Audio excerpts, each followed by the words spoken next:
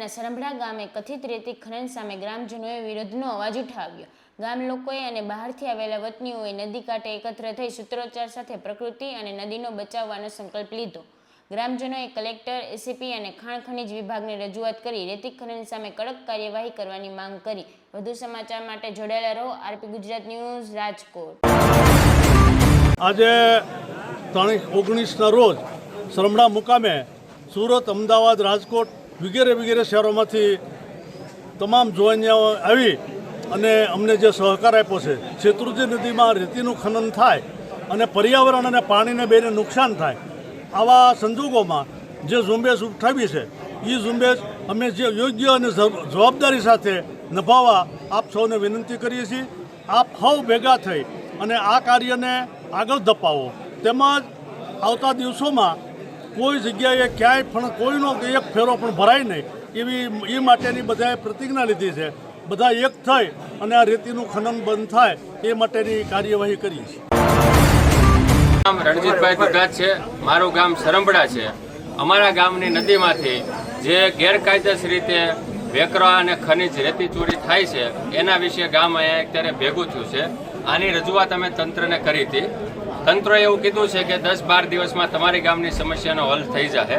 જે કાંઈ રેત માફિયાઓ છે એને પકડી પાડવામાં આવશે અને કાયદાકીય રીતે જે કાંઈ યોગ્ય સજા, એની જે કાંઈ સજા છે સજા કરવામાં આવશે। પરંતુ ગામજનોને એવું હતું કે તંત્રની સાથે સાથે ગામ પણ એકત્રિત થાય અને તંત્રનો સપોર્ટ કરે, એના માટે સુરત, અમદાવાદ અને આજુબાજુના શહેરોમાં જે કાંઈ ધંધા માટે યુવાન મિત્રો ગયા છે એ બધા પણ અહીંયા ભેગા થયા છે અને એવું નક્કી કર્યું કે આપણે ભેગા થઈને આનો વિરોધ કરીએ, જેથી તંત્રને પણ એમ થાય કે ગામનો આપણને સપોર્ટ છે। જે સરંભડા ગામ સમાજ દ્વારા કલેક્ટર સાહેબને, એસપી સાહેબને અને ખાણ ખનીજ વિભાગને જે આવેદનપત્ર આપવામાં આવ્યું હતું તેના ઉપર શું આપને પ્રોસેસ મળી? એના માટે અત્યારે તો ગામની અંદર કોઈ રેત ચોરીની ઘટના થતી નથી અને કલેક્ટર, એસપી સાહેબે અમને એવું કીધું છે કે જે કાંઈ કોઈ તત્વો હતા એના ઉપર કાર્યવાહી ચાલુ છે। એના અમુક વાહનો પણ ડિટેન કરવામાં આવ્યા છે અને ખાણ ખનીજ વિભાગને પણ એવો નિર્દેશ કરશું કે સરંભડા ગામની બોર્ડર બાંધી દેવામાં આવે, જેથી કરીને આવા કોઈ રેત માફિયા હોય એને ખ્યાલ આવી જાય કે આ ગામ એકત્રિત છે અને ગામની અંદર તંત્રનો પૂરેપૂરો સપોર્ટ છે એટલે રેતીની કોઈ ચોરી થાય નહીં।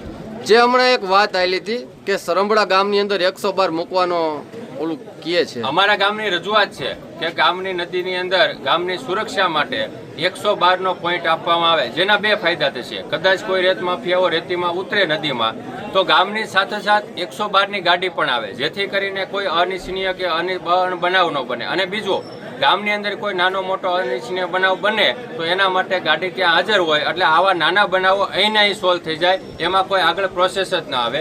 બીજું, કોઈ અસામાજિક ઘટના ન બને, કોઈ અસામાજિક તત્વો હોય એ પણ થોડાક શાંત રહે અને અમારા ગામમાં જે એકતા અને અખંડિતતા છે, બધા પરિવારો સાથે આ ગામની અંદર 18 વર્ણ વચ્ચે છે। ગામની અંદર નાત જાતના વાડા વગર તમામ ધર્મો ઉજવવામાં આવે છે। અલગ અલગ ધર્મના લોકોને પણ એકાબીજાના ઘરે જમવાના, રહેવાના કે એકબીજાને મિત્રતાના સંબંધો છે બધા સાથે। અમારા ગામની અંદર ખૂબ એકતા છે, પણ આ 7-8 જણાના કે 10 જણાના કારણે આખા ગામની એકતા વિખાય છે, એ અમારે નથી વિખા દેવી। એના માટે અમે તંત્રને રજૂઆત કરી છે અને અમે બધા એના માટે ભેગા થયા છીએ।